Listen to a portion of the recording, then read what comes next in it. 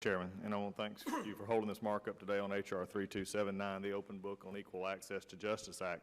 I also want to thank the co-sponsors of this bill, including our colleague on the committee, Mr. Cohen. H.R. 3279 is bipartisan legislation that passed this committee and the full House last Congress on voice vote and with vocal bipartisan support. The bill reinstates the needed transparency and accountability measures to ensure that the Equal Access to Justice Act is helping individuals, retirees, veterans, and small businesses as intended. Congress originally passed the Equal Access to Justice Act in 1980 to remove a barrier to justice for those with limited access to the resources it takes to sue the federal government and to recover attorney's fees and costs that go along with such suits. Payments up to the EAJA attorney's fees come from the budget of the agency whose actions gave rise to the claim. While the original legislation included a requirement to track payments and to report to Congress annually, Congress and the agencies halted tracking and reporting of payments made through this act in 1995. Without any direction to track payments, most agencies simply do not do it, and Congress and the taxpayers are unable to exercise oversight over these funds.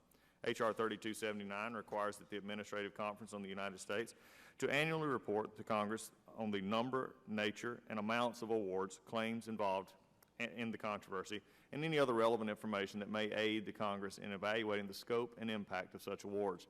This report recovers both agency adjudications and court proceedings.